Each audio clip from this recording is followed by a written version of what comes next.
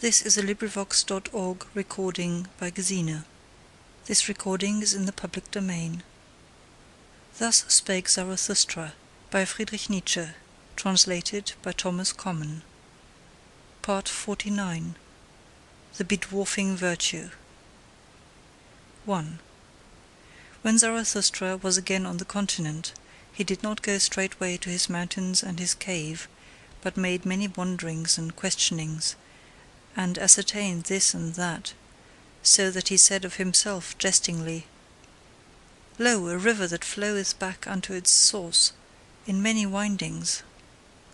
For he wanted to learn what had taken place among men during the interval, whether they had become greater or smaller. And once, when he saw a row of new houses, he marvelled and said, What do these houses mean? Verily, no great soul put them up as its simile. Did perhaps a silly child take them out of its toy box? Would that another child put them again into the box. And these rooms and chambers, can men go out and in there? They seem to be made for silk dolls, or for dainty eaters, who perhaps let others eat with them. And Zarathustra stood still and meditated. At last he said sorrowfully, There hath everything become smaller. Everywhere do I see lower doorways. He who is of my type can still go there through, but he must stoop. Oh, when shall I arrive again at my home, where I shall no longer have to stoop, before the small ones? And Zarathustra sighed and gazed into the distance. The same day, however, he gave his discourse on the bedwarfing virtue. 2. I pass through this people and keep mine eyes open. They do not forgive me for not envying their virtues.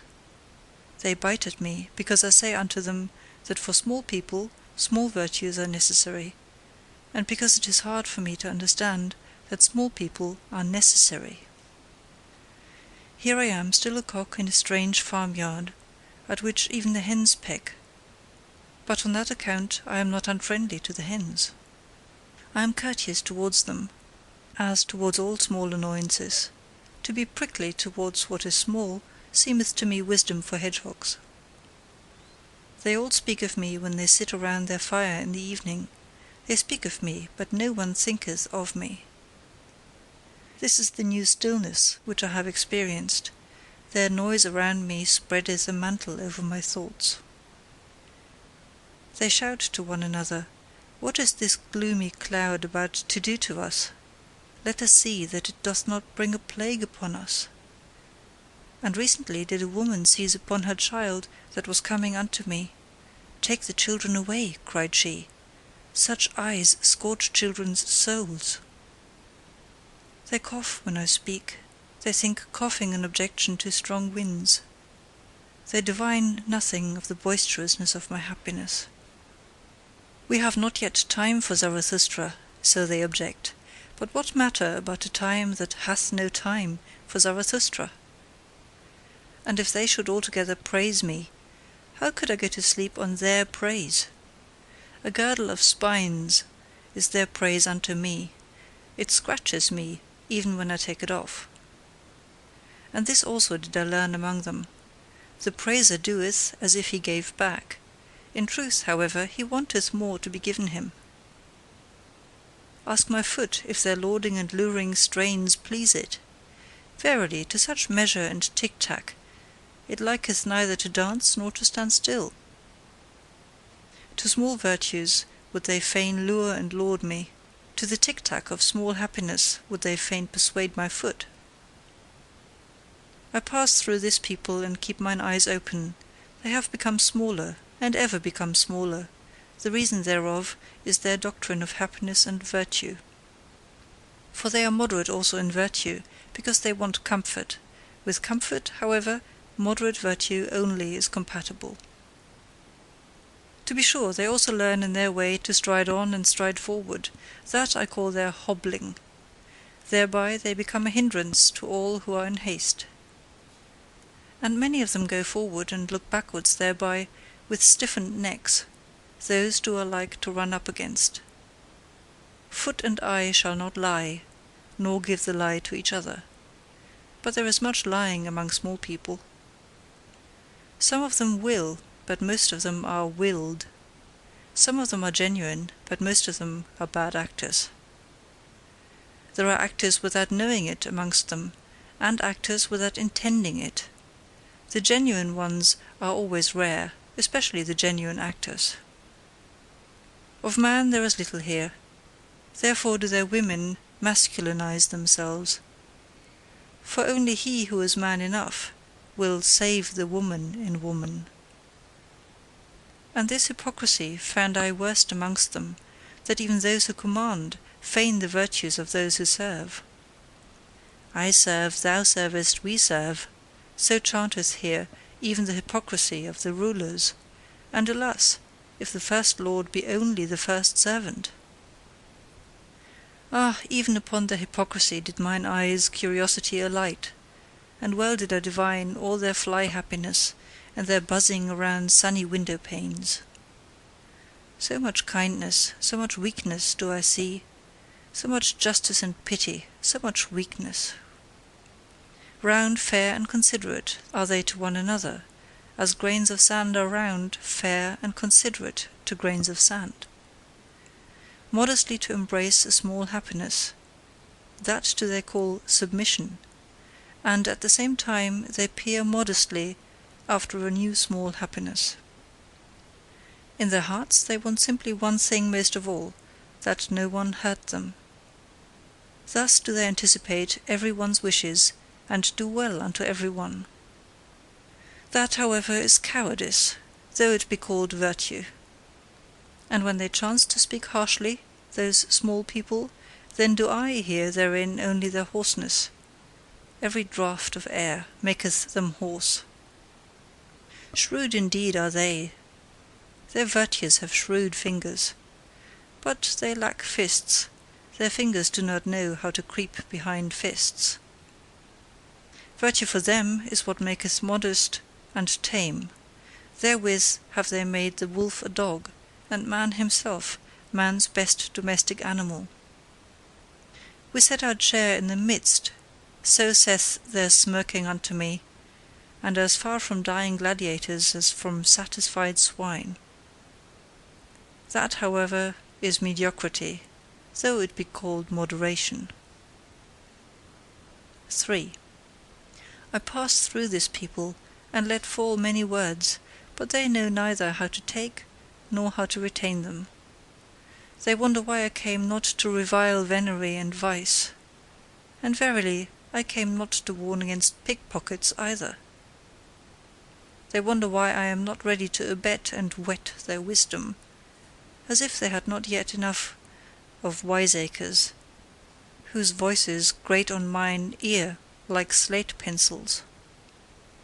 And when I call out, "Curse all the cowardly devils in you, that would fain whimper and fold the hands and adore," then do they shout, "Zarathustra is godless." And especially do their teachers of submission shout this, but precisely in their ears do I love to cry, "Yea, I am Zarathustra the godless." Those teachers of submission, whether there is aught puny or sickly or scabby, there do they creep like lice, and only my disgust preventeth me from cracking them. Well, this is my sermon for their ears. I am Zarathustra the godless, who saith, "Who is more godless than I, that I may enjoy his teaching?" I am Zarathustra the godless, where do I find mine equal? And all those are mine equals who give unto themselves their will, and divest themselves of all submission.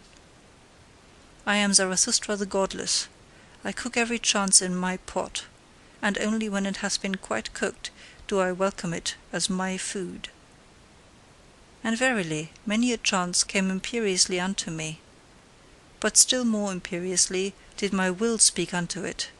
Then did it lie imploringly upon its knees, imploring that it might find home and heart with me, and saying flatteringly, "See, O Zarathustra, how friend only cometh unto friend? But why talk I, when no one hath mine ears? And so will I shout it out unto all the winds. Ye ever become smaller, ye small people, ye crumble away, ye comfortable ones, ye will yet perish.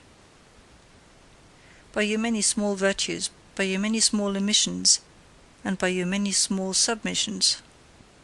Too tender, too yielding, so is your soil. But for a tree to become great, it seeketh to twine hard roots around hard rocks. Also what ye emit weaveth at the web of all the human future. Even your nought is a cobweb, and a spider that liveth on the blood of the future. And when ye take, then it is like stealing, ye small virtuous ones. But even among knaves honour saith that one shall only steal when one cannot rob. It giveth itself, that is also a doctrine of submission. But I say unto you, ye comfortable ones, that it taketh to itself, and will ever take more and more from you. Ah, that ye would renounce all half-willing, and would decide for idleness as ye decide for action! Ah, that ye understood my word, do ever what ye will, but first be such as can will. Love ever your neighbour as yourselves, but first be such as love themselves. Such as love with great love, such as love with great contempt. Thus speaketh Zarathustra the godless. But why talk I, when no one hath mine ears? It is still an hour too early for me here. Mine own forerunner I am among this people, mine own cockcrow in dark lanes. But their hour cometh, and there cometh also mine. Hourly do they become smaller, poorer, unfruitfuller. Poor herbs, poor earth! And soon shall they stand before me like dry grass and prairie, and verily weary of themselves, and panting for fire more than for water. O blessed hour of the lightning! O mystery before noontide! Running fires will I one day make of them, and heralds with flaming tongues. Herald shall they one day with flaming tongues. It cometh, it is nigh, the great noontide. Thus spake Zarathustra. End of part 49.